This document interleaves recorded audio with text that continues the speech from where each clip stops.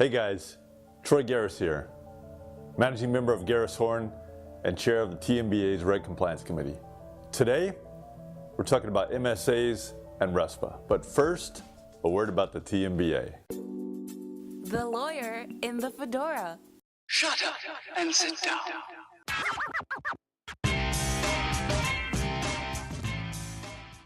Boot Camp, Data Security Boot Camp, September 10th at the Marriott Legacy Town Center in Plano, Texas.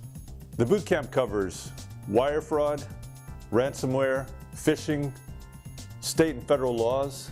We're going to talk about Colorado laws. We're going to talk about the New York data security laws.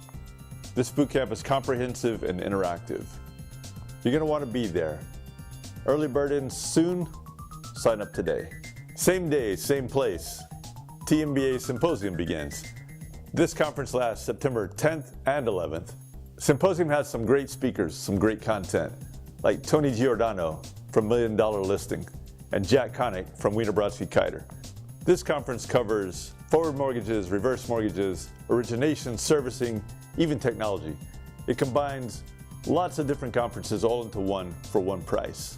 Again, September 10th and 11th, Marriott Legacy Town Center in Plano, Texas. Sign up today. Topic of the day: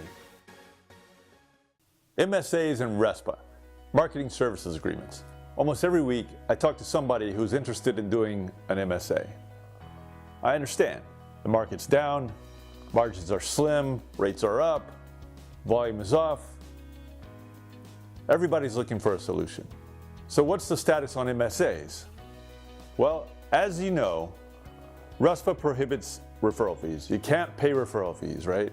But RESPA does allow fair market value to be paid for services you actually need, services that you actually get. The PHH case earlier this year reconfirmed that. So what does all this mean for marketing services agreements? Well, you can pay for marketing, but what is marketing? Is it advertising? Is it logos on websites?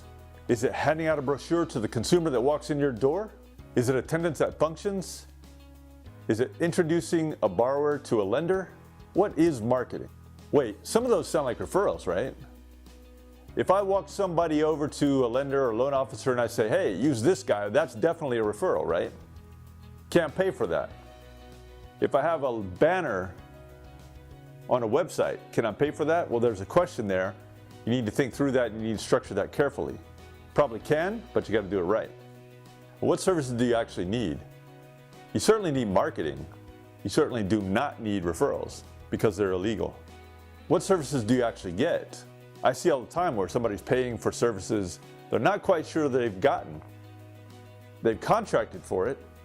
The other party's supposed to be providing it, but they have no proof. If the CFPB or some other regulator like a state comes in, asks you to show that you've actually gotten these services, you're going to have proof in writing. What is fair market value? This one's tricky. It's kind of like an appraisal. You got to figure out how much the services you're actually receiving that you actually need are worth. You can either do that in-house or you can hire some third party to do that. There are some third parties out there. To sum up, MSAs are always risky, but there are ways, real ways, to limit that risk. Stay careful, stay compliant. I'm Troy Garris, and that's the law.